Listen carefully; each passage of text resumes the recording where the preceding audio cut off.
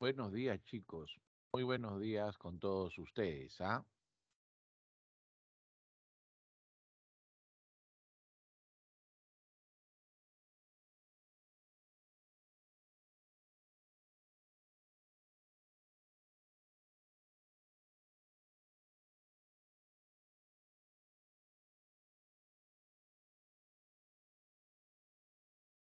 Chicos, ¿se me escucha bien? ¿Estamos bien con el audio?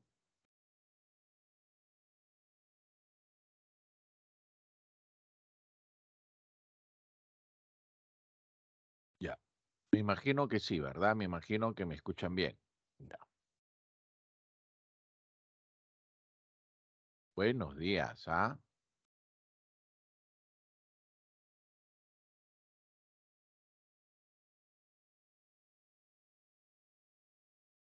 A ver, vayamos a ver acá una parte teórica primeramente.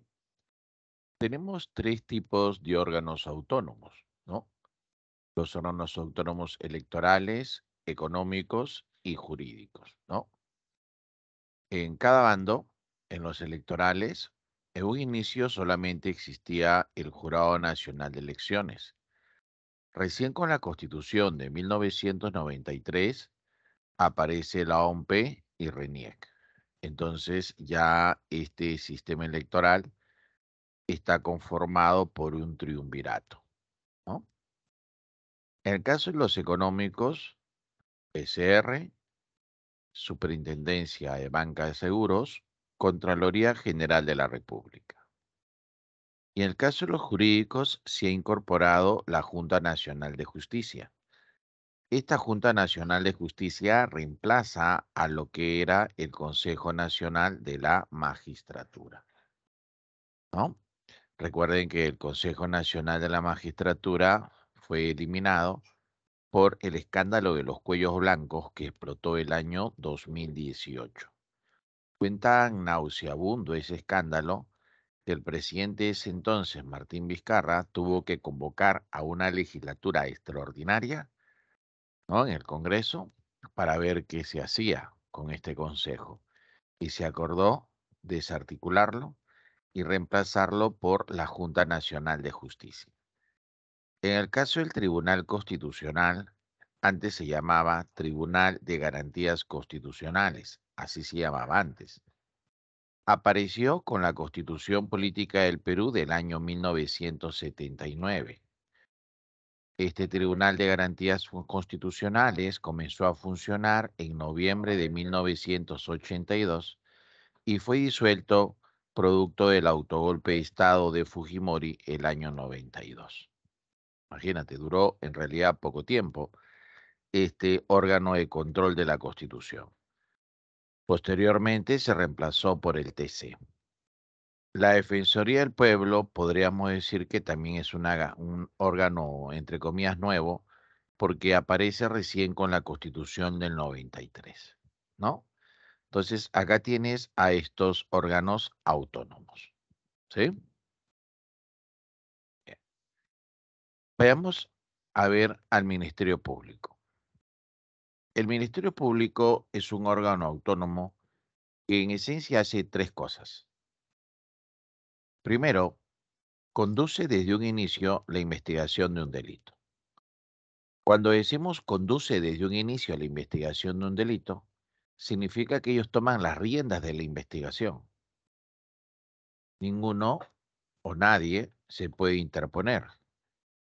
En esa investigación que hace el Ministerio Público mantiene absoluta imparcialidad. Es totalmente neutral. Si en esa investigación encuentra indicio de responsabilidad de alguien, entonces viene la segunda función, que es ejercer la acción penal correspondiente. Y tercero, defiende a la sociedad en los tribunales. Entonces va a juicio y en el juicio el Ministerio Público actúa como un ente acusador, como lo que usted vio con Domingo Pérez y Keiko Fujimori, ¿no? Domingo Pérez que constantemente acusa a Keiko Fujimori, ¿no? ¿Por qué? porque ya en su investigación previa encontró indicio de responsabilidad en Keiko Fujimori, ¿no? Básicamente, eso es lo que hace el Ministerio Público. Ahora, revisemos. Miren, ve,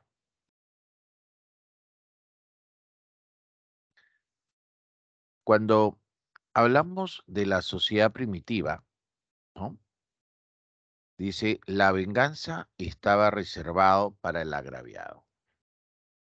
Interesante situación, ¿verdad? La venganza estaba reservado para el agraviado. Pero si el agraviado es una persona débil y el agresor es una persona fuerte, entonces definitivamente cae en impunidad. No va a poder hacer nada. Pero si la situación se invierte y tenemos que el agraviado es el fuerte, él tendría derecho a la venganza. Y cuando se vengue, eso va a resultar siendo obviamente un abuso, ¿verdad? Comienzan a avanzar los razonamientos y se llega a la ley del talión. Usted lo conoce como ojo por ojo, diente por diente. Definitivamente eso es un avance en relación a lo que existía antes, pero definitivamente todavía no llega a ser óptimo. ¿Por qué razón? Porque puedes poner dos casos en los cuales vamos a asumir que hay un asesinato, pero las circunstancias que rodean ese crimen no son las mismas. Y si las circunstancias que rodean el crimen no son las mismas, entonces no pueden tener la misma sanción, ¿verdad? Entonces sigue evolucionando y vamos a llegar a una situación donde ya el Estado interviene. Y para frenar esta situación, el Estado asume esta penalidad, ¿no? Dice, asume el monopolio de la penalidad. Y necesitamos de un ente que se encargue de investigar. Tiene que investigar de manera neutral, ¿verdad? Y es ahí donde entra a tallar el Ministerio Público. Los representantes del Ministerio Público se llaman fiscales y el que está a la cabeza de todos los fiscales se conoce con el nombre de fiscal de la nación, ¿no? Ese es el que está a la cabeza de todos.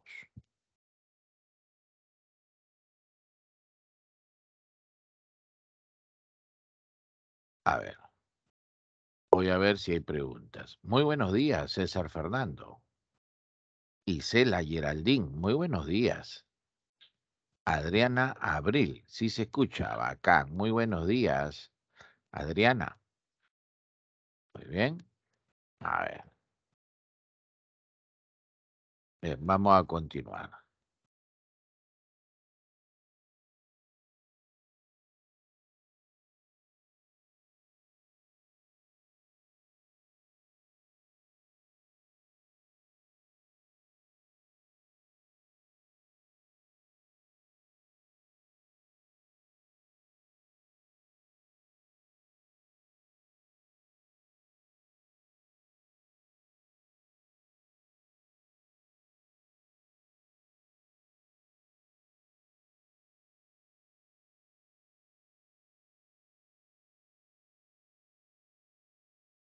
Tenemos acá lo que te mencionaba, ¿no? La máxima jerarquía viene a ser el fiscal de la nación. Esa es la máxima jerarquía. ¿Quién nombra a este fiscal de la nación? Es nombrado por la Junta de Fiscales Supremos por un periodo de 3 años. Pero este periodo puede ser ampliado 2 años más siempre y cuando exista reelección. Ya te mencioné ciertas funciones principales que hace el Ministerio Público. Podríamos agregarle que promueve de oficio o a petición de parte la acción en defensa de la legalidad y de los intereses públicos tutelados por el derecho. Cuando decimos promueve de oficio, ¿no? Significa que ellos mismos se han enterado en su proceso de investigación qué cosa está pasando. Y cuando dice a petición de parte, significa que está actuando a petición de un tercero. ¿Está muy bien? Un tercero es el que está interviniendo ahí. Ah, ya. Por ejemplo, acá vemos que hay un delito de falsificación, ¿no? Han decomisado determinadas prendas de vestir, ¿no? Si la han decomisado, asumimos pues que esto es bambeado, ¿no? O sea, es falsificado, ¿no? Alguna vez de repente usted habrá escuchado noticias donde el Ministerio Público está embargando determinadas cosas junto con la policía en determinados centros donde se comercia productos falsificados, ¿no? Acá vemos la bigamia, ¿no? La bigamia también es un acto que está prohibido, ¿no?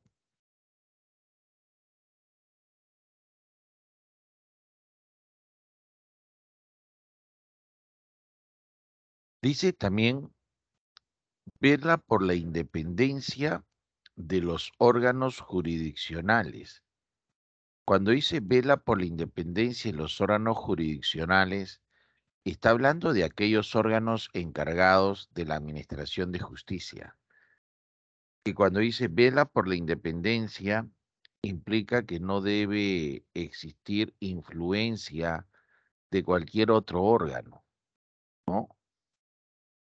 Y dice también, y por la recta administración de justicia, es decir, que se evite aquellas situaciones de corrupción, ¿no? Que se evite aquellas situaciones, por ejemplo, del prevaricato, ¿no? Si vemos este esquema, vemos acá al centro que hay un gobierno y este gobierno tiene que hacer cumplir las normas mediante el uso de la fuerza.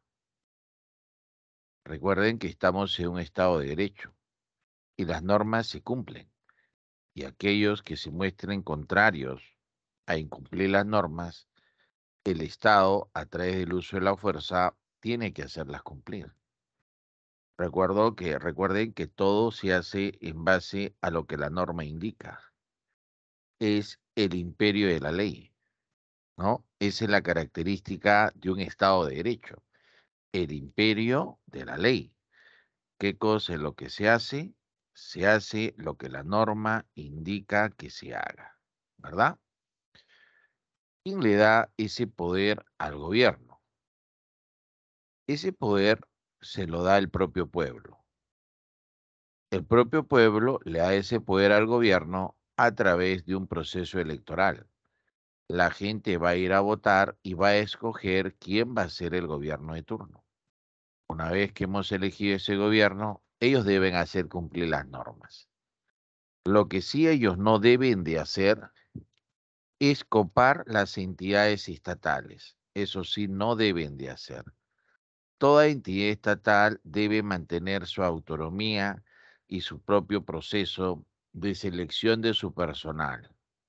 No debe ser que el gobierno mande gente a copar estas entidades estatales como si fuera un botín y dárselo en premio a todos aquellos que apoyaron su candidatura, ¿verdad? Eso no tiene que ser así porque eso significaría que se generaría una ineficiencia. Entonces, es por eso que el gobierno debe mantener ahí una neutralidad, ¿no? y hacer que todos los órganos funcionen como si fuera el BCR. Recuerde que el BCR es un órgano totalmente independiente, muy eficiente, ¿no? Si el gobierno se interpone y hace lo que te mencionaba, que copaba todas las entidades estatales, estaríamos hablando de un abuso de poder. Y ese abuso de poder no se puede permitir más.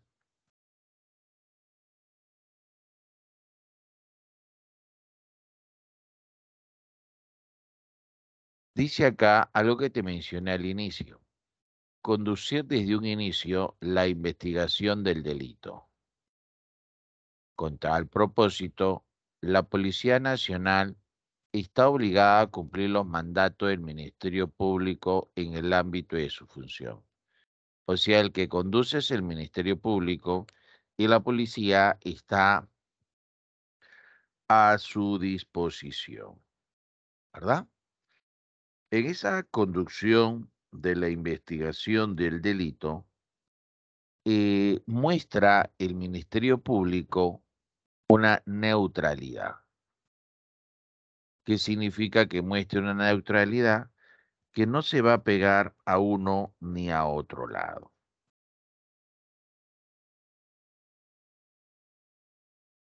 ¿no? No se va a pegar a uno ni a otro lado.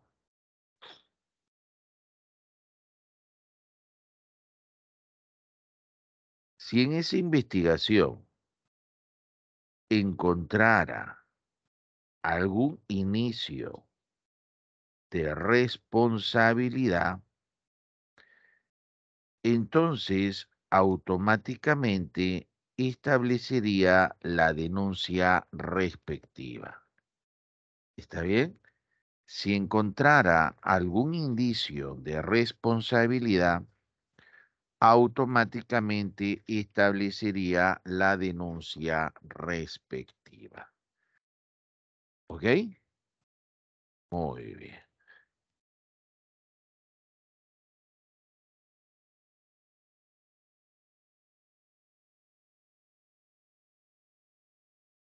muy bien. Y en esa denuncia respectiva, ¿qué va a pasar después? Va a representar a la sociedad en los procesos judiciales. Ahí sí interviene como un ente acusador, ¿no? ¿Por qué es un ente acusador? Porque ya en su proceso de investigación encontró alguna responsabilidad que incrimina a determinada persona. ¿Ok?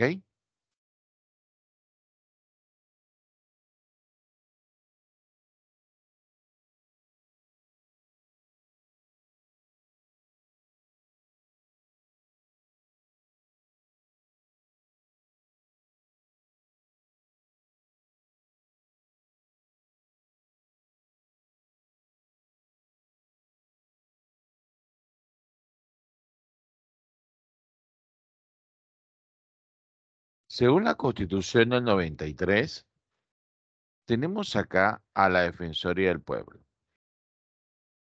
Esta Defensoría del Pueblo obviamente tiene como máximo representante al Defensor del Pueblo, el cual va a ser nombrado por el Congreso.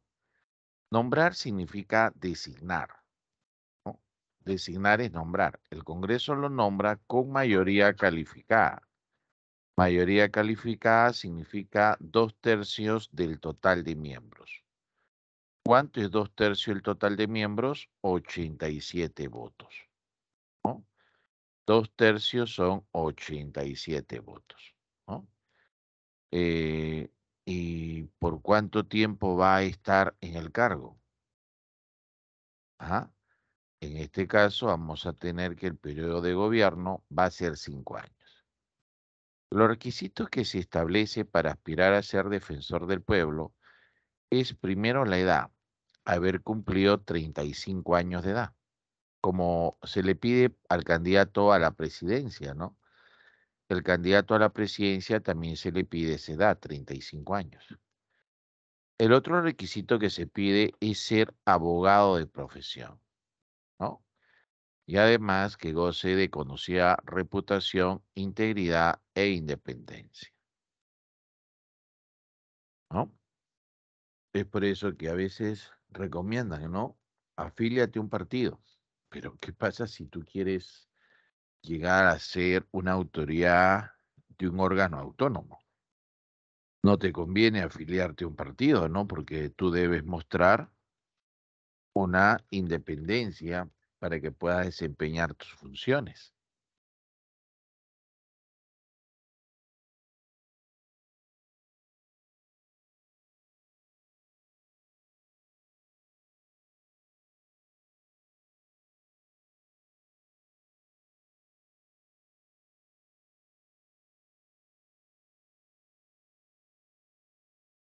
Dentro de las funciones está, uno, supervisar, ¿no? No es lo mismo fiscalizar que supervisar. Fiscalizar es caer de un momento a otro y ver si algo se está cumpliendo. Supervisar significa vigilar continuamente que algo se cumpla. Entonces, supervisa el cumplimiento de los deberes de la administración estatal.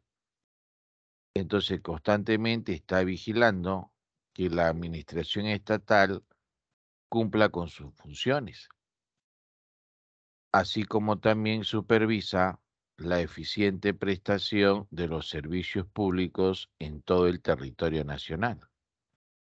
Por ejemplo, un servicio público que constantemente manifiesta críticas es salud, ¿no? Eh, a- Aunque con la pandemia el sector salud se ha fajado y ha respondido, ¿no? Pero antes de la pandemia, por ejemplo, se escuchaban críticas de salud, por ejemplo, ¿no?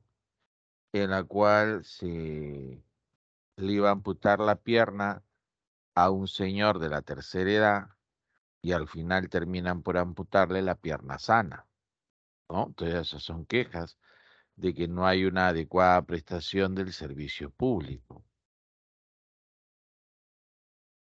También defiende los derechos constitucionales y fundamentales de la persona y la comunidad. Hace unos años, durante el gobierno de Ollanta específicamente, se iba a realizar un sorteo para el servicio militar, pero ese obviamente no era el problema. El problema era que aquellos que salían sorteados, si pagaban un monto alrededor de los 1.700 soles, se iban a su casa.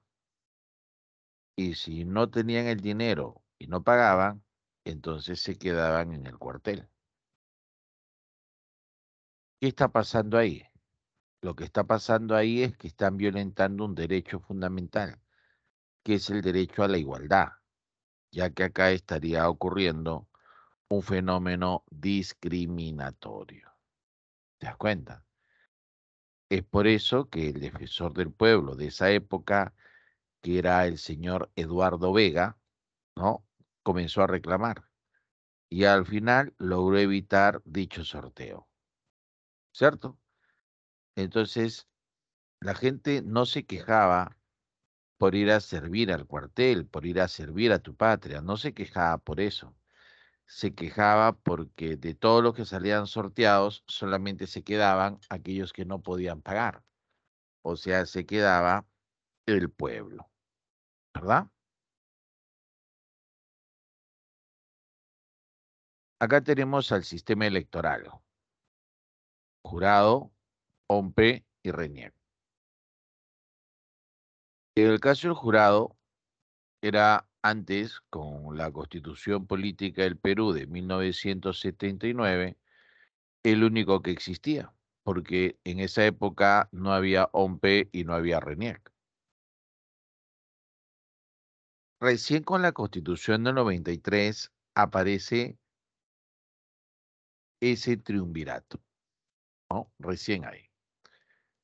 Ah, Y todo este sistema electoral lo que trata de hacer es traducir fielmente la expresión libre y voluntaria de la ciudadanía en un proceso electoral. O sea, esa es su finalidad, traducir fielmente la expresión libre y voluntaria de la ciudadanía en un proceso electoral.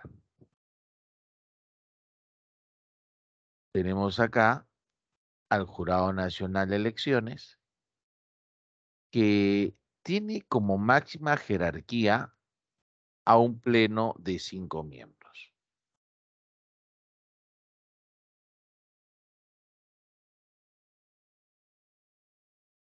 ¿no? Ese pleno es su máxima jerarquía y están por un periodo de 4 años. ¿Qué hace este jurado? Profesor, administra justicia, sí, pero solo en materia electoral, obviamente, ¿no? El veredicto que este jurado emita es inapelable, ¿no? Dice, administra justicia en instancia final. Su veredicto va a ser inapelable. Dice, fiscaliza la legalidad del ejercicio de sufragio. Ya.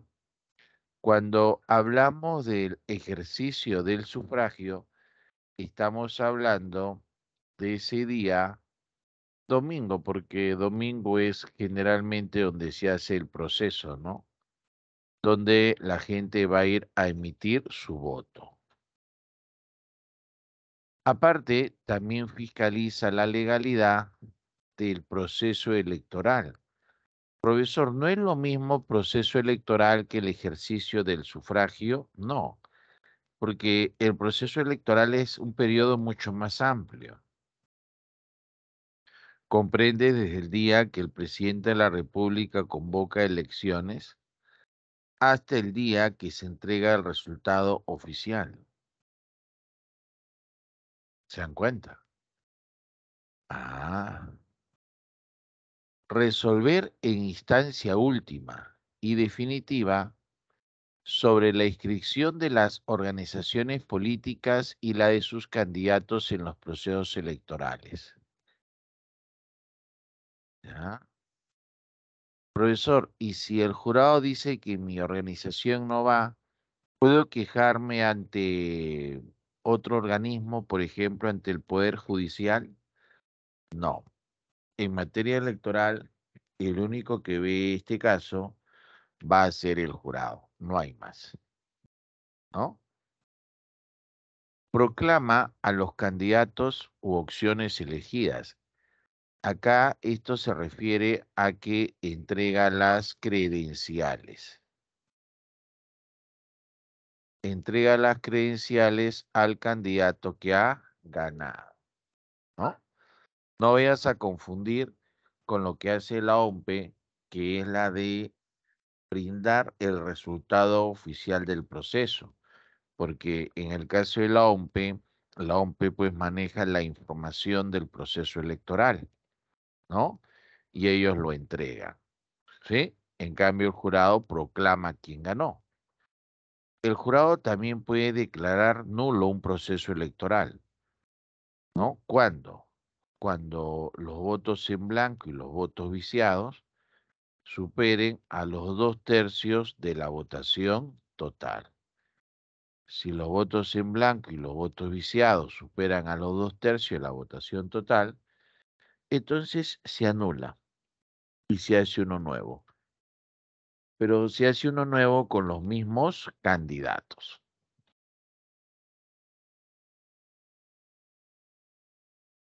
¿Vamos bien o muy rápido? El BCR, este señor, Julio Velarde Flores, está en el cargo desde el gobierno de Toledo.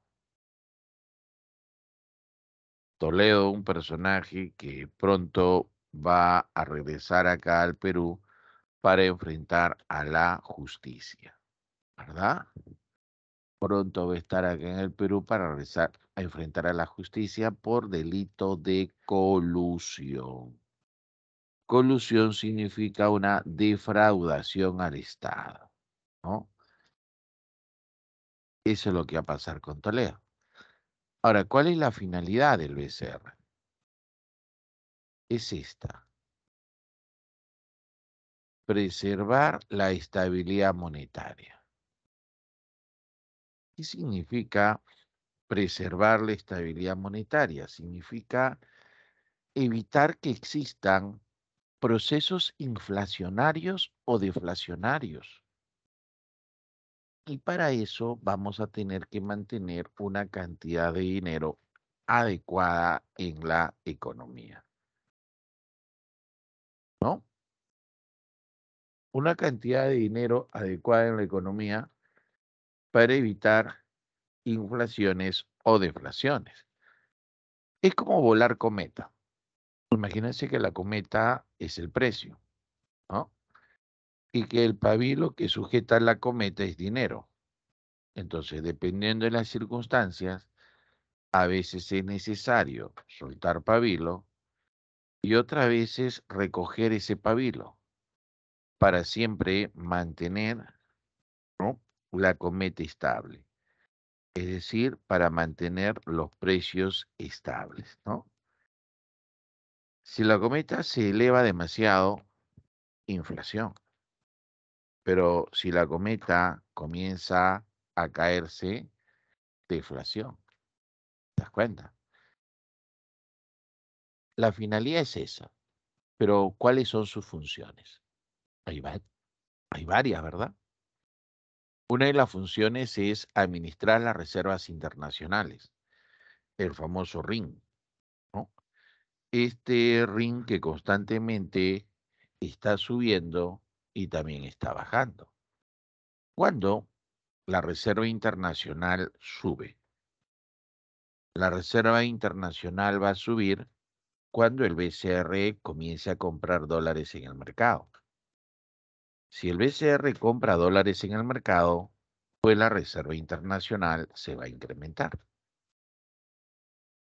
Si el BCR vende dólares, esos dólares los tiene que sacar de la reserva.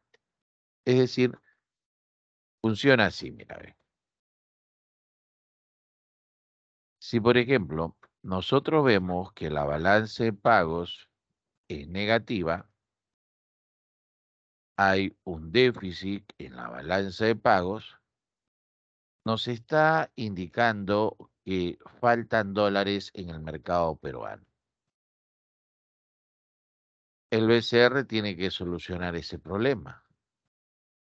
Entonces el BCR mete al mercado los dólares que faltan, pero esos dólares los saca de la Reserva Internacional. Por eso que la Reserva Internacional va a bajar, ¿no? Pero ¿qué pasa si la balanza de pagos es mayor a cero? Significa que la balanza de pagos es un superávit. Por lo tanto, van a sobrar dólares. Si sobran dólares, el BCR, ¿qué va a hacer? Los va a retirar del mercado, ¿verdad? ¿Y dónde los va a guardar? En la Reserva Internacional. Por eso que la Reserva Internacional, en este caso, va a subir. ¿Te diste cuenta cómo es el proceso?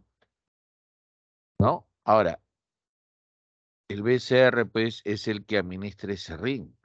Y como podrás haber observado, ese RIN baja y sube, ¿verdad? Baja y sube. También el Banco Central de Reserva informa al país sobre las finanzas nacionales, ¿no? Esa información lo puedes encontrar en la página web del BCR. Hay una serie de datos respecto a nuestras finanzas, ¿no? Emisión primaria de dinero. ¿Qué cosa es la emisión primaria de dinero? Es la fabricación de billetes y de monedas.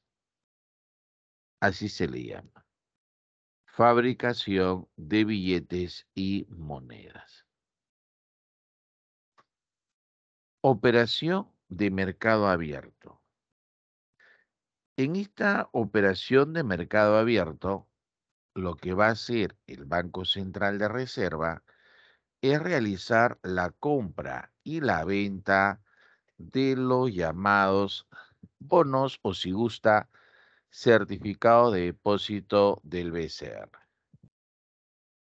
Acá está el BCR. Vamos a hacer un espacio mejor.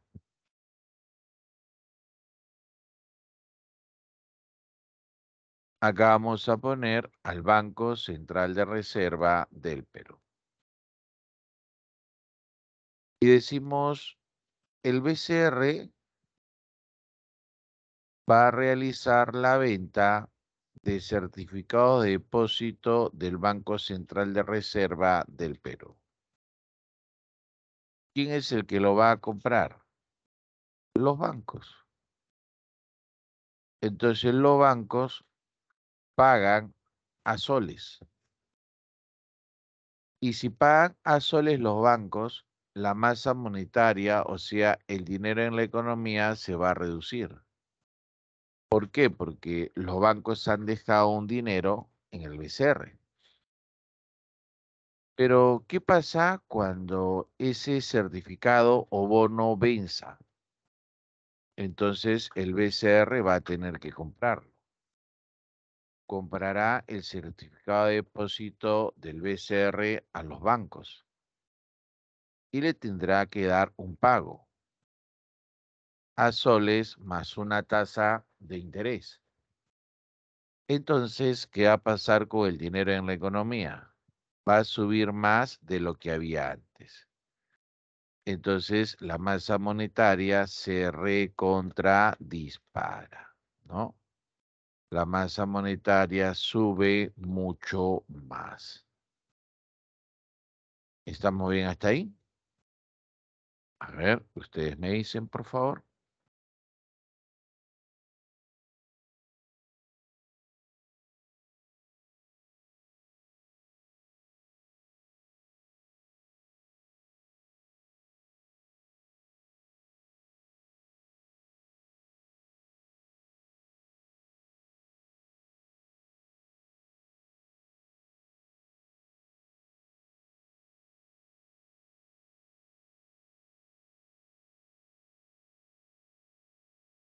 Este es el caso ya de la convivencia democrática.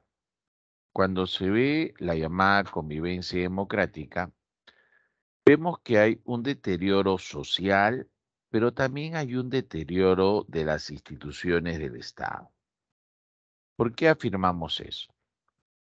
Porque las personas humanas y jurídicas van a ser víctimas de la violencia, delincuencia, corrupción, ¿no? Y entonces, ¿de dónde salen estos delincuentes, estos corruptos? ¿No es acaso que salen de la propia sociedad? Sí, ¿verdad?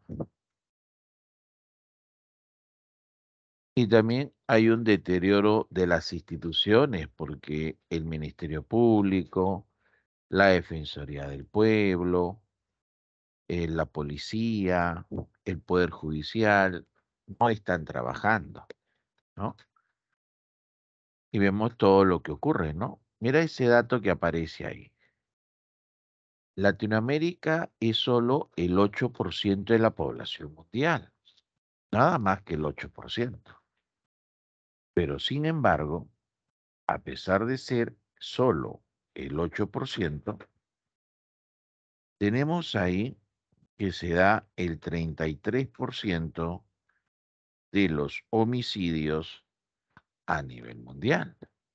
Entonces, ¿cómo puede explicar usted que siendo nosotros tan pocos, 8%, pueda darse el 33% de los homicidios en el planeta? ¿No? Mucha violencia, ¿no? Y de esos homicidios, el 90.5% son a varones y el 9,5% son a mujeres, ¿no? ¿Dónde es el país más violento? Venezuela, seguido por Honduras. Y después ahí está México. Venezuela, Honduras, México, imagínense. A varios chicos cuando se le pregunta dicen México primero. Y no, ¿verdad? Es Venezuela, Honduras, México. Entonces, nosotros, ante esa situación de violencia, debemos nosotros realizar una construcción de una cultura de paz, ¿no? Una convivencia democrática, para tener una convivencia social donde todos puedan participar, compartir y tengan la posibilidad de poder desarrollarse plenamente. ¿Te das cuenta? Es decir, generar una sociedad inclusiva, ¿ya? Generar una sociedad inclusiva. Muy bien. Ahora, esta cultura de paz que tiene como esencia el respeto a la vida, ¿no? Se debe generar una promoción de la democracia y el desarrollo de los derechos humanos. Cuando hablamos de la democracia, ya cuando hablamos de la democracia, ya no se define democracia como las elecciones. Antes se decía, ¿no? Este país es democrático porque hay proceso electoral. Hoy en día ya no se define así democracia, le han adicionado, le han agregado elementos adicionales, ¿no? Le han agregado elementos adicionales. Ah, ¿no? Por ejemplo, dicen democracia implica que también se respeten los derechos fundamentales. Ah, en democracia debe existir alternativas de elección. Por ejemplo, en Nicaragua se presenta a Daniel Ortega a la presidencia. Se presentan otros candidatos, pero otros candidatos los mete presos o le quita la nacionalidad y ya no pueden postular. Entonces, al final, ¿cuántos candidatos quedaron? Solo uno. Entonces, ¿qué tipo de democracia es que te digan, anda a votar, pero solamente hay un candidato?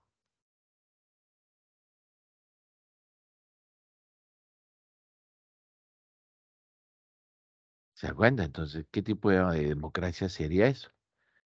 Entonces, tiene que ser una democracia competitiva.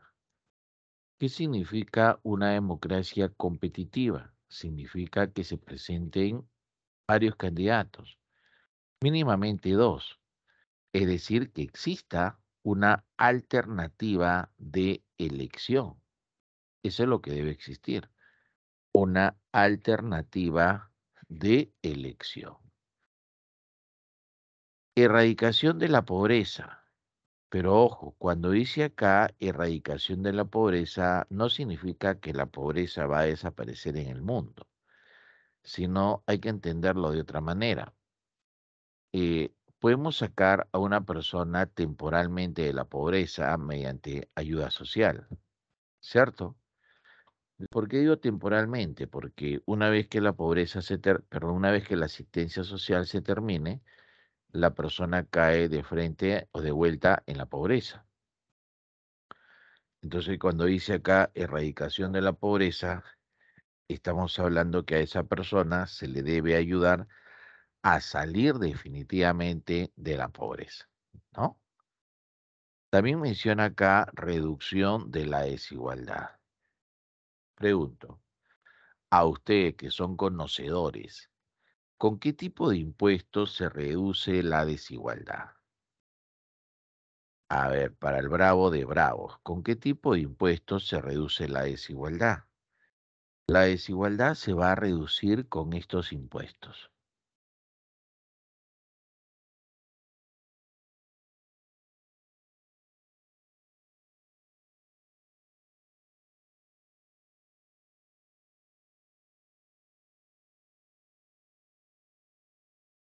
Ahí está.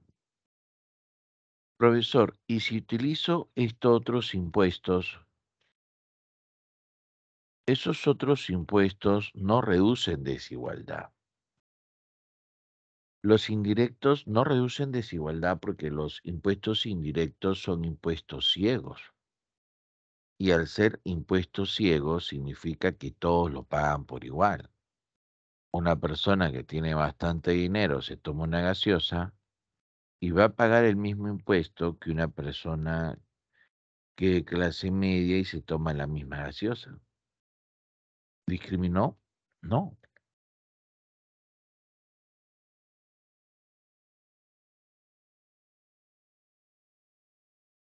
Promoción del desarrollo económico y social sostenible. Bueno, recuerda que desarrollo económico no es lo mismo que crecimiento económico, ¿verdad? Cuando se habla de crecimiento, solamente hablamos del incremento del PIB per cápita. Eso es crecimiento.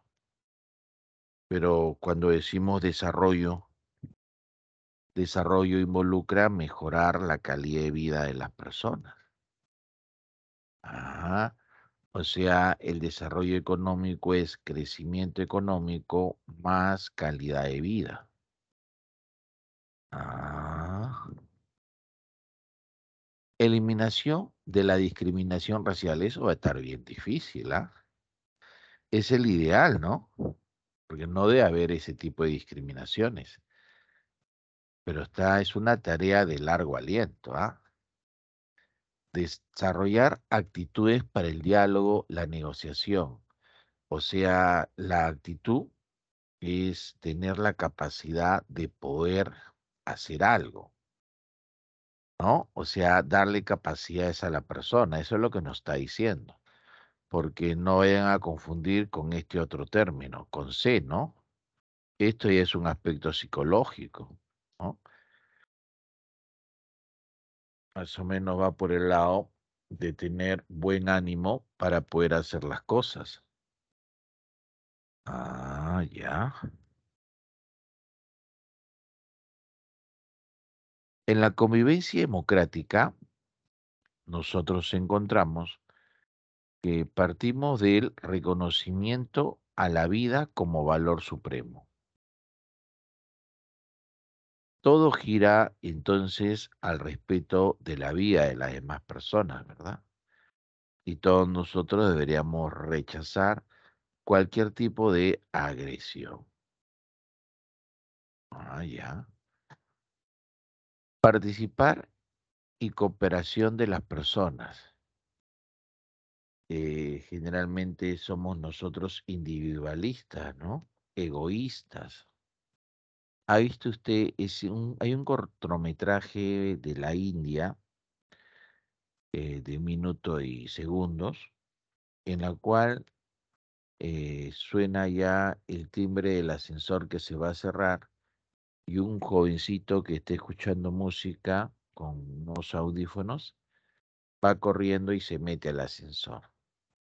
Pero el ascensor ya no soportaba personas adicionales y el ascensor no quiere subir porque el peso no se lo permite. Pero sin embargo, todos se miraban la cara y nadie salía. Se volvió unos segundos tensos hasta que una chica abandona el ascensor y era una chica con muletas, ¿no? Y sale el ascensor para que el ascensor pueda subir, ¿no? Entonces nos muestra pues que nosotros somos una sociedad que ha dejado de cooperar, de participar, ¿no? Porque nos hemos vuelto egoístas, ¿no? Somos yo y nada más yo. Ya no nos preocupamos por el resto. Pero si nosotros queremos tener una convivencia democrática, tenemos que participar, ¿no? Tenemos que dejar de lado algo, ¿verdad? Y participar. También debe existir la disponibilidad a la reconciliación y el perdón. Pero esto no significa te perdono y ya. Así no funciona eso. Para poder perdonar, la parte agresora, ¿no? Tiene que iniciar un proceso en el cual busque resarcir el daño que ha generado. O sea, no es que diga perdóname y la otra parte lo perdona, no, es que es un proceso largo, doloroso, que genera mucho daño en las personas. Eso no es fácil de olvidar, no es que ya borrón y cuenta nueva y hacemos nuestra vida de nuevo, no, no es así. Tiene que haber un proceso de resarcir el daño, ¿no? Ya cuando se da ese proceso de resarcir el daño, la siguiente etapa es el tiempo que tiene que transcurrir para que la persona pueda asimilarlo y pueda,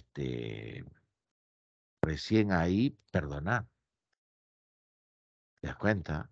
Es como si una persona se hiciera una herida en el brazo y simplemente se pone una venda para no ver la herida. Eso es malo, ¿verdad? Muy malo. ¿Por qué? Porque esa herida se va a infectar.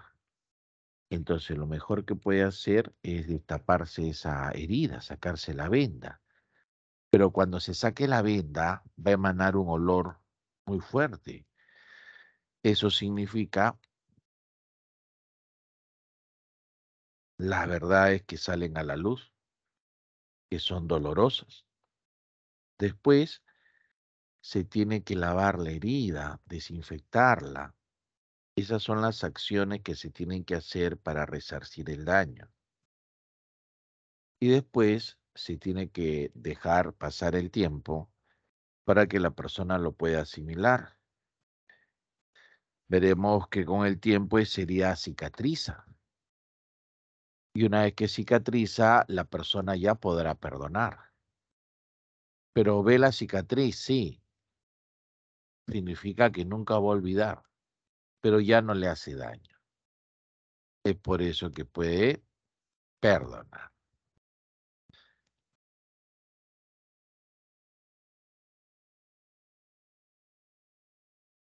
A ver, lea esto, por favor.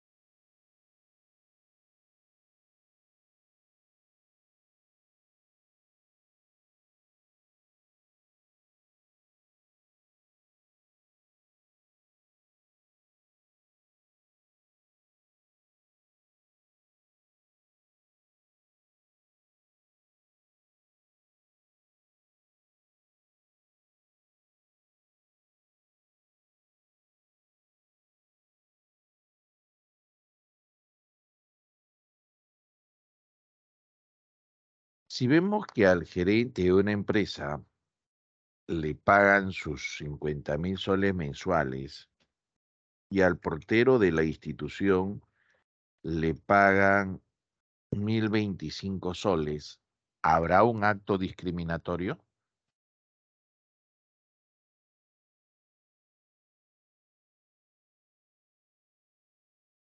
No, porque para que sea discriminatorio tiene que ser arbitrario, es decir, tiene que ser sin una razón.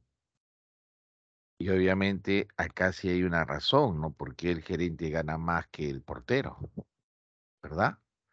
Entonces eso no puede ser un acto discriminatorio. Tiene que haber un motivo prohibido, ¿no? Que busque la anulación o menoscabo de un derecho.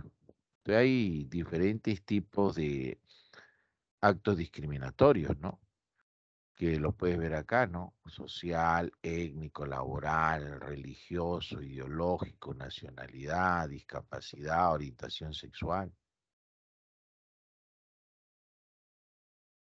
Cuando una persona que tiene discapacidad física que anda en silla de ruedas quiere cruzar la pista, pero el puente peatonal que está ahí es un puente peatonal que solamente posee escaleras, nada más.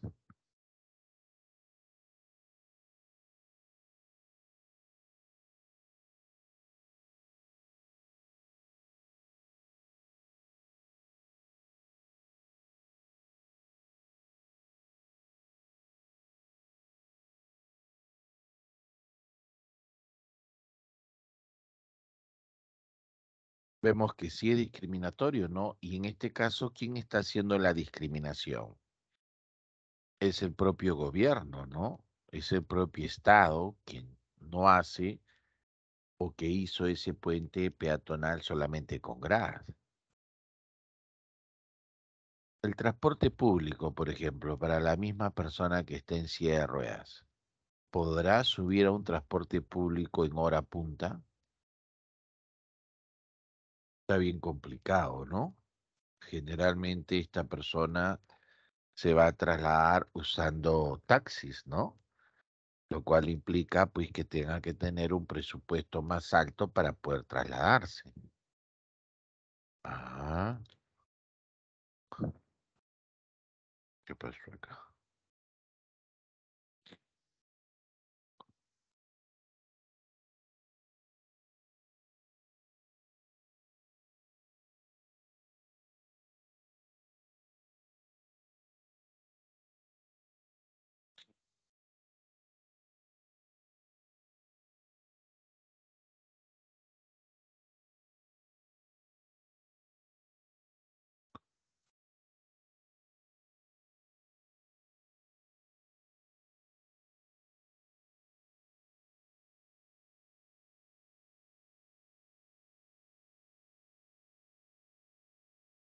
Los actos de corrupción los vemos solamente en el aspecto público, ¿no?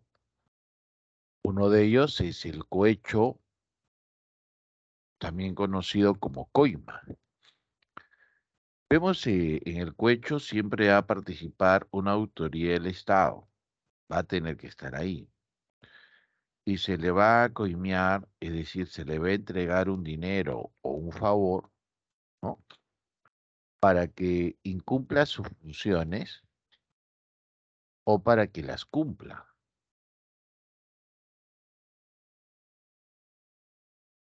Por ejemplo, un policía ve que un chofer se pasó la luz roja, detiene el vehículo y le debe poner su papeleta, ¿verdad?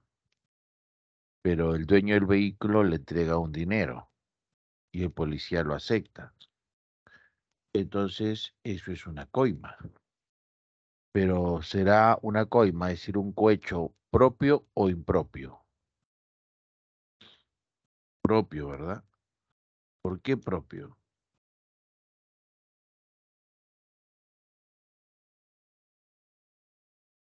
En este caso será propio, ¿no? Porque el policía estaría incumpliendo sus funciones.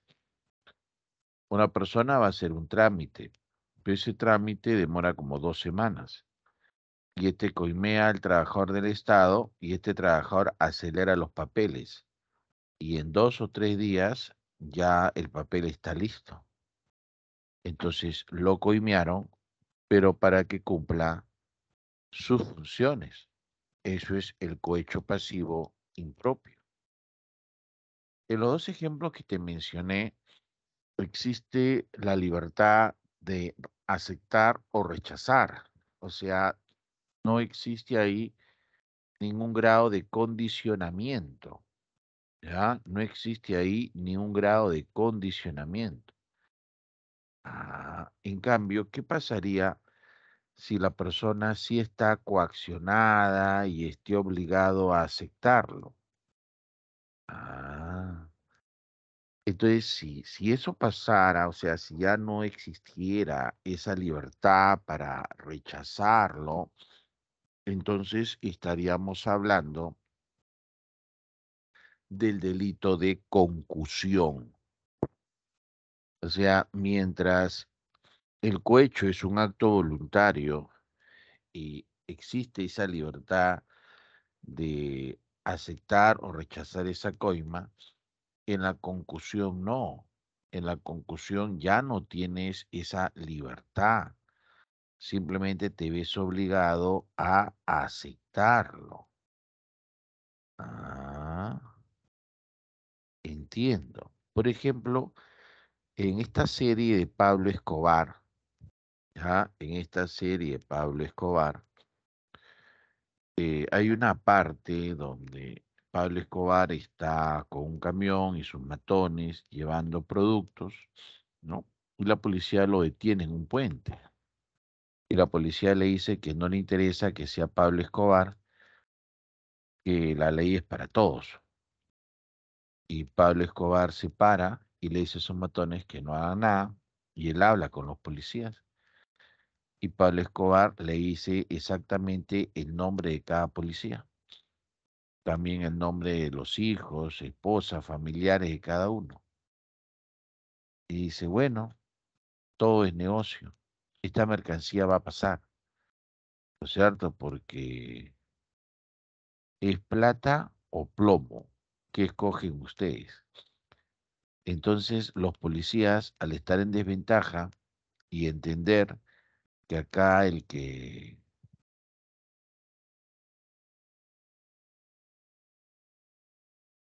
entender que aquel que se equivoca pues debe ser castigado, ¿no?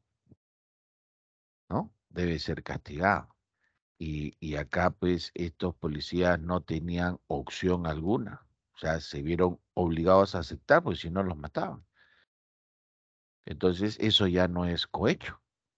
Eso ya pasa a ser el delito de concusión. ¿Ya? Eso ya pasa a ser el delito de concusión. ¿Sí? ¿Cuál es la diferencia entonces entre cohecho y concusión? La violencia. ¿Ya? La violencia. ¿Sí?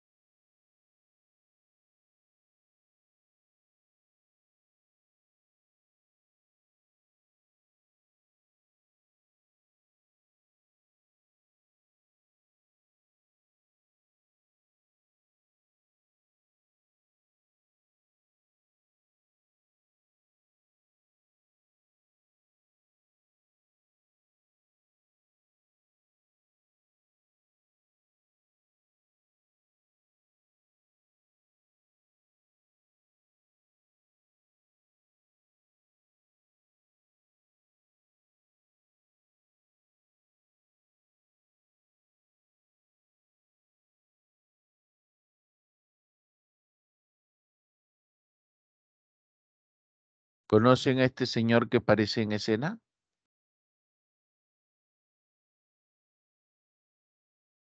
El ex general Donaire. Él llegó también a ser congresista, pero al final se fue preso. El peculado es cuando uno se apropia o hace uso indebido de algún bien o caudal del Estado. Entonces, este señor se apropió del combustible que asignaban para repartirlo a los militares, ¿no?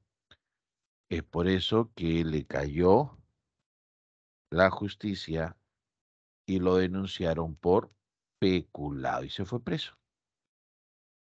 Entonces, eso significa que nosotros no podemos quedarnos con absolutamente nada que no nos pertenezca, ¿no? Del Estado, todo lo que es el Estado le pertenece al Estado. No podemos sacar del Estado ni siquiera un sol.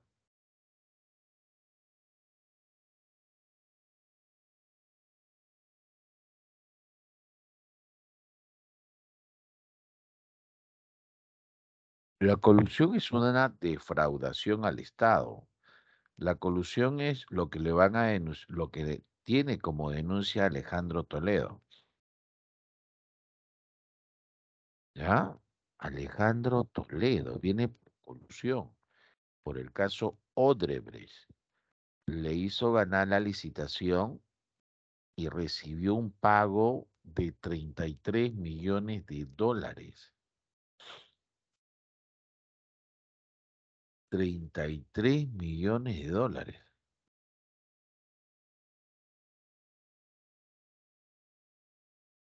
Entonces hay representantes del Estado que se encargan de someter a licitación y reciben un dinero para favorecerlos en el concurso y hacerlos ganar. Entonces a eso se llama colusión.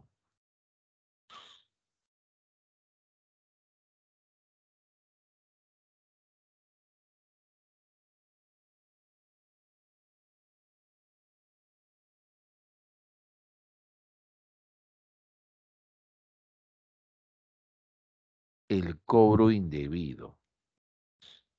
El cobro indebido es un cobro indebido, ¿no? O sea, es un cobro que no está estipulado, pero sin embargo alguna autoridad se lo pide a la persona, ¿no? Por ejemplo, que un director del colegio te pida que pagues 100 soles para construir el baño del colegio y eso no está normado. Entonces, el director estaría ejerciendo ahí un cobro indebido, ¿no? Otro problema es la convivencia y la delincuencia, y hay una variedad de delitos, ¿no? Por ejemplo, si vemos al final delitos contra el honor, ¿no? La injuria, calumnia, difamación. Injuria ataca la honra de la persona. Por ejemplo, decirle a alguien, usted es un drogadicto, un fumón, usted es una prostituta. Entonces, eso es atacar la honra. No se le está atribuyendo ningún delito. Profesor, pero ¿y si es cierto eso, si es drogadicto y también es prostituta, y se le dice también es injuria? Sí, no, no puedes decirle eso. Cada uno tiene derecho a su vida privada. Ahora, ¿cuándo se vuelve calumnia? Calumnia es cuando se le atribuye a una persona falsamente haber cometido un delito, ¿no? Por ejemplo, decir, usted es un violador. La violación es un delito y se lo está diciendo falsamente, erróneamente. Entonces dice, usted me está calumniando. O sea, los delitos que usted me está imponiendo son falsos, ¿no? Y la difamación es si esa calumnia, ¿no? O injuria se hace pues de manera pública a través de medios masivos. Ah, bien, vayamos a las preguntas. Ahí está, 30 segundos por pregunta.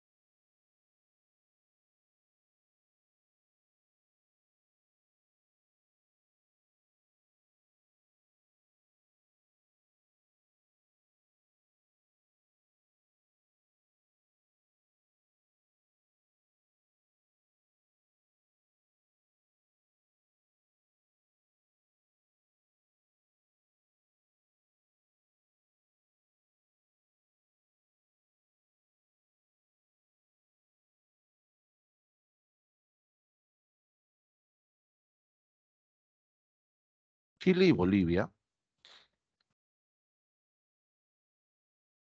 recibieron la resolución de la Corte Internacional de Justicia. Esta es la Corte de La Haya, ¿verdad? Esta Corte Internacional es un órgano que depende de la ONU. Acerca del pedido del gobierno boliviano para obligar al gobierno chileno a negociar su salida soberana al mar. Sin embargo, la Corte Internacional de Justicia ha respaldado la posición chilena de respetar el derecho internacional y los tratados limítrofes vigentes. La participación de esta instancia de justicia tiene como uno de sus objetos evitar situaciones internacionales, evitar conflictos, ¿no? O sea, lo que busca es evitar situaciones susceptibles de conducir al quebrantamiento de la paz. Eso es lo que busca, ¿no? Evitar situaciones que quebranten la paz. Entonces, la uno, respuesta alternativa B. 2. Luis es un ciudadano, Luis es un ciudadano que en las elecciones generales del 21 cumple 70 años. Al acudir a su local de votación, el presidente Mesa no le permite emitir su voto. Bueno, ahí hay un problema, ¿no? ¿Por qué? Porque el voto es obligatorio hasta los 70 años. Después de los 70 ya es voluntario. O sea, a partir de que cumpla 71 años. Recién cuando cumpla 71 años, ya el voto será voluntario. Si quiere vota, si no, no. Pero hasta los 70 es obligatorio. Dice. Al acudir a su local de votación, el presidente Mesa no le permitió su voto. Algo está mal. Porque su DNI está deteriorado y un dígito del ubigeo no es legible. El ubigeo es un código que aparece en tu DNI que indica dónde has nacido.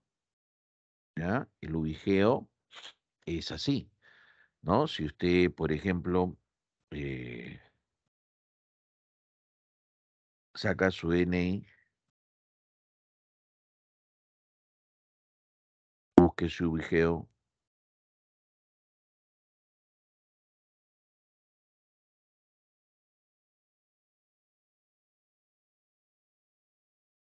y ahí va a encontrar unos dígitos, ¿verdad? Ah, ese es el ubigeo. Es el lugar donde has nacido. Profesor, pero está deteriorado, entonces no puede identificarse. Ya, pero hay un detalle. Una vez que uno cumpla 60 años de edad, mira, 60, ya no es obligatorio renovar el DNI. Ya no es obligatorio renovar el DNI. ¿Te das cuenta?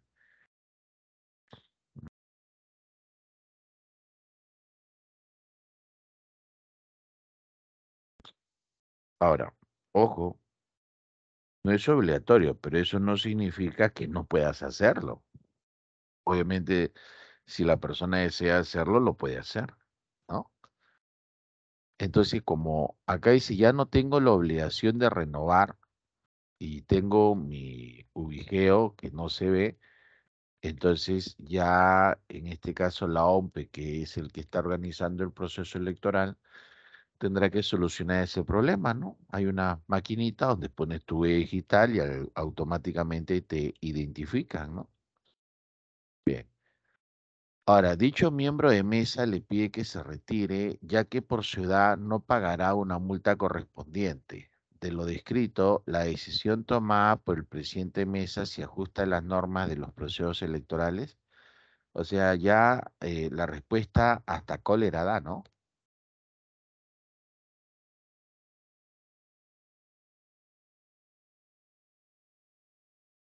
Entonces, acá dice Mi DNI está deteriorado. Entonces, como está deteriorado, me decía, váyase, váyase, que no va a pagar multa porque ya tiene 70 años. Entonces, el problema es el DNI y me saca por mi edad, que ya no tengo la obligación de votar. Y es falso, ¿no? Su salida, porque a los 70 años todavía existe la obligación de votar. ¿Te das cuenta? Todavía está obligado a votar a los 70. Y con respecto a su DNI, la ley establece que ya no es obligatorio renovar a partir de los 60 años. Por lo tanto, lo que dice este miembro de mesa no está bien. ¿Se ajusta? No, no se ajusta. ¿Va? ¿Por qué no se ajusta? Porque el voto es obligatorio hasta los 70 años de edad.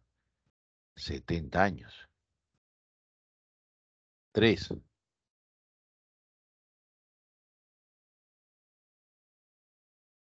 un funcionario de un órgano del sistema electoral manifestó: el objetivo de nuestra entidad en las elecciones de abril del 2021 es triplicar el número de locales de votación, a fin de evitar que haya mucha concentración de personas e impedir posibles contagios del COVID-19.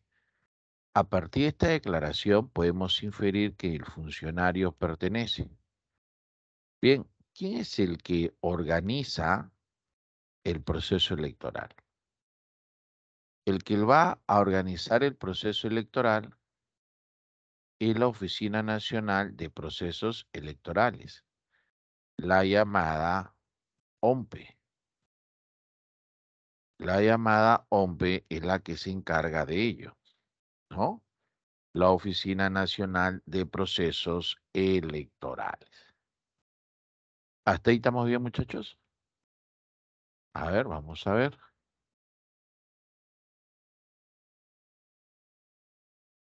Ahí está, muy bien. Muy bien, ahí está Jonathan, Kelly, Adriana, Nicolás, Davy, dando sus claves. Ah, muy bien, muchachos. A ver, continuemos.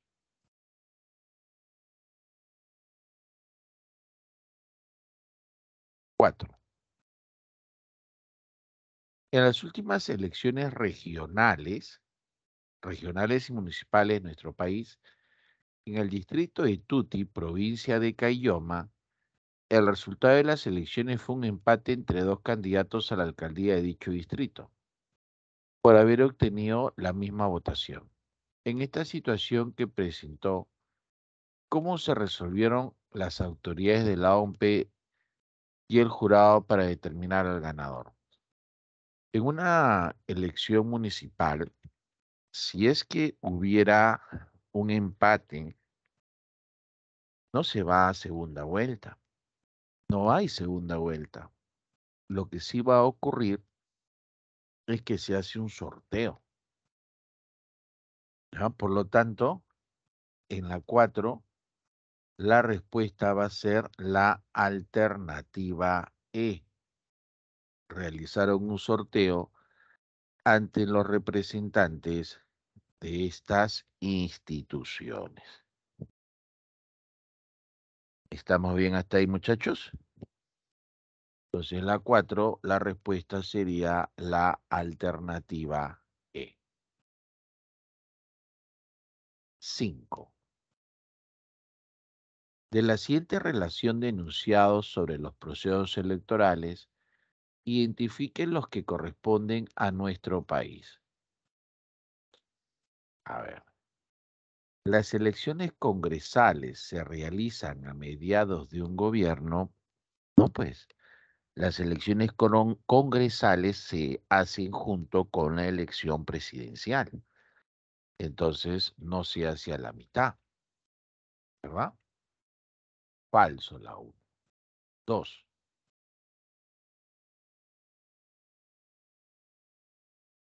Los jueces de paz letrado pueden ser elegidos por la población local. A ver, eh, cuando se habla de un juez de paz letrado, significa que es un abogado que ejerce sus funciones en un distrito. y que ha sido nombrado por la Junta Nacional de Justicia. Entonces, cuando dice ahí puede ser nombrado por la población, no. El juez de paz letrado, no. El que sí puede ser nombrado por la población es el llamado juez de paz, nada más. Entonces, la 2 es falsa. La 3. Los comicios municipales se realizan simultáneamente con las regiones, ¿no? Los comicios municipales se realizan simultáneamente con las regiones, claro. Eso sí es verdadero. Entonces, acá solamente sería la proposición 3. Entonces, la respuesta sería la alternativa C. 6. El Perú viene realizando una serie de reformas electorales para que los ciudadanos sufraguen de la manera más cómoda posible y que los resultados sean reflejo de la expresión del pueblo. Identifique los programas y funciones que correspondan a la RENIEC, ¿no? Eso es lo que nos pide. A la RENIEC. Elección de la votación cerca de la vivienda. ¿Ya? Verificación del domicilio.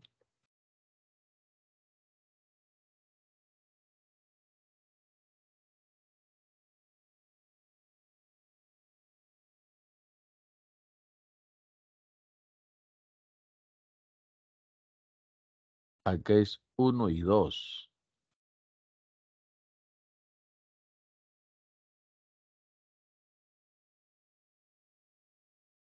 Entonces hay que corregir la B, ¿ya? 1 y 2.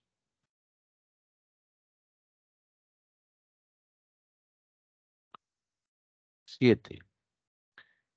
En las elecciones regionales y municipales del 2018, una serie de candidatos a la alcaldía municipal fueron excluidos de la contienda electoral en instancias finales por omitir información sobre bienes, sentencias, rentas.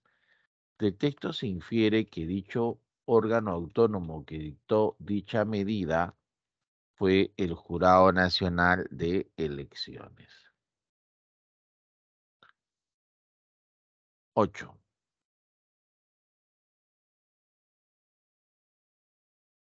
En el referéndum realizado en diciembre del 18, se llegó a utilizar el mismo padrón electoral de las últimas elecciones regionales y municipales.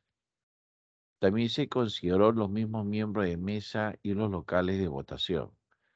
Pero en el caso del padrón electoral cerrado el 22 de octubre, se adicionó un padrón complementario que incluía a los residentes en el extranjero y a los jóvenes que cumplían 18 años de edad hasta el día de la consulta ciudadana. Del texto anterior determine el valor de verdad sobre las funciones de los organismos electorales.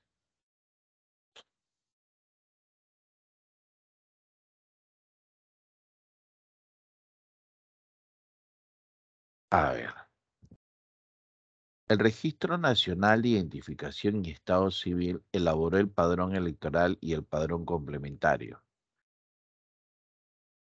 Ya,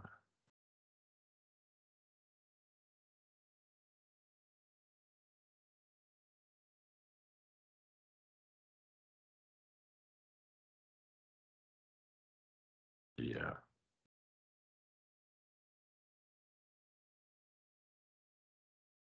Verdadero, verdadero, falso, falso. Alternativa B.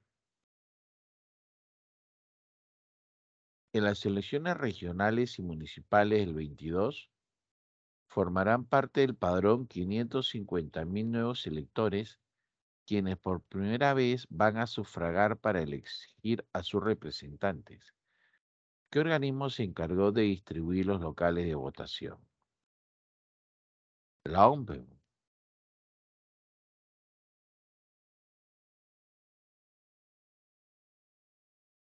10.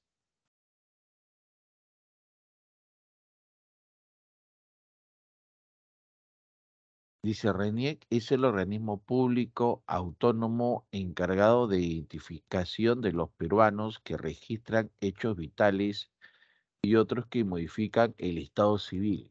Con relación a esta entidad, identifique sus funciones. ¿Prepara y mantiene actualizado el padrón electoral? Sí.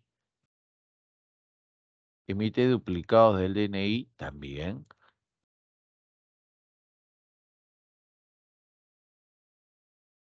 Uno y dos. Entonces, en la 10, la respuesta será la alternativa B. 11. La Contraloría General de la República es la máxima autoridad del Sistema Nacional del Control. Supervisa, vigila y verifica la correcta aplicación de las políticas públicas y el uso de los recursos y bienes del Estado. Determina el valor de verdad. A ver. Realiza peritajes económicos financieros a las obras públicas ejecutadas por los gobiernos municipales. Sí, verdadero. Fiscaliza la adquisición y contratación de bienes y servicios de los gobiernos regionales. Verdadero. Dispone inicio de acciones legales en los casos que encuentren daño económico y al Estado. No, eso lo hace el Ministerio Público. Asume la investigación de los delitos de corrupción cometidos por funcionarios o autoridades del Estado. No, pues ellos no asumen eso, ¿no? Bien, entonces la respuesta será la alternativa casita, ¿no? Casita. 12.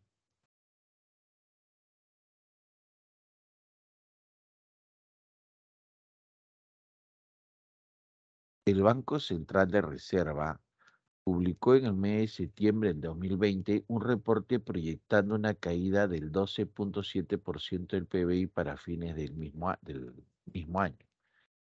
¿Qué otras funciones corresponde a esta entidad autónoma del Estado? O sea, estamos hablando del Banco Central de Reserva, ¿verdad? Dice, organiza eventos sobre aspectos económicos y financieros. Sí, verdadero. Definir la tasa de los créditos de regulación monetaria también. Pone en circulación moneda de las... Claro. Administra los tributos internos del gobierno nacional, no seas malo. Ellos no administran los tributos, para eso está SUNAT, SAC y EMAP. Entonces la clave sería la alternativa C, ¿verdad? Uno, 2 y 3. La inclusión financiera es un medio para mejorar el bienestar de la población a través del uso responsable de los productos y servicios financieros ofrecidos. El crecimiento económico y la reducción de la informalidad. De lo mencionado, ¿qué organismo del Estado es responsable de implementar estas medidas y sanciones? La SBS, pues, ¿no? O sea, la clave sería la alternativa A, ¿no? Bien, chicos. Ahí nos vamos a quedar. Ya nos vemos la próxima semana, muchachos. Un fuerte abrazo a todos ustedes. Nos vemos, Jonathan.